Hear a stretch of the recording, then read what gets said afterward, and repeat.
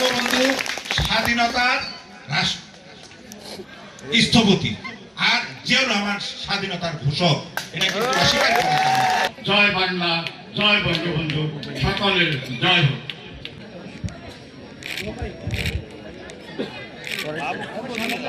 যে বিএনপি এই এলাকায় ফেল করবে না মহিষা, অন্তত নুরুদ্দিন নৌকু ভাই, কিন্তু ভোটের ব্যবধানে আমাদের প্রাধান্য হবে যখনই আমরা ভোটের ব্যবধানে ওই দামোদর গোসাইয়ের চেয়ে পার্সেন্টেজ বেশি দিতে পারবো, সেইটি হবে আমাদের সফলতা।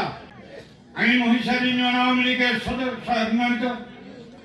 সভাপতি হিসাবে আমি সকল মা বোনদের যারা এই বৃষ্টির আপনার এই শীতের কনকনা রাত্রে এখানে উপস্থিত হয়েছেন, আমি মহিষার ইউনিয়ন আওয়ামী লীগের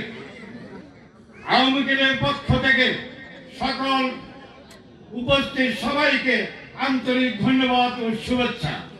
আমি শরীয়তপুরের উন্নয়নের জন্য আপনার কাছে আবদার রাখলাম।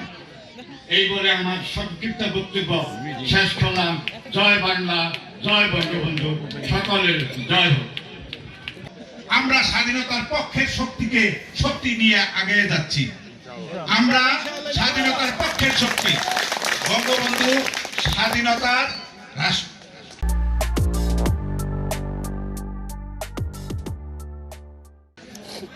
স্থপতি আর জিয়াউর রহমান স্বাধীনতার ঘোষক, এটা কিন্তু অস্বীকার করা যাবে না। ভুল হবে।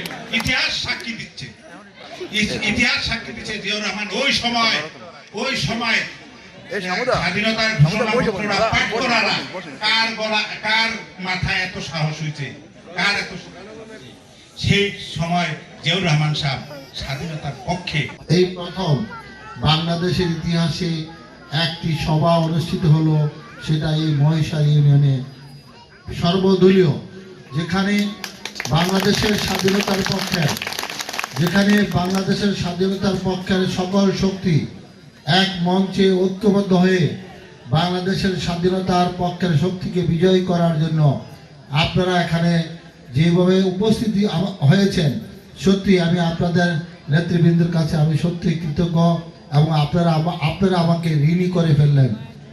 আমাকে তারেক রহমান সাহেব 2018 সালে আমাকে পাঠিয়েছিল আপনাদের মাঝে, কিন্তু সেই দিন আমি আপনাদের পর্যন্ত বুঝতে পারিনি। আমি সেই ঘটনা নাই বলি, আমার মাথায় এখন 22টা সেলাই।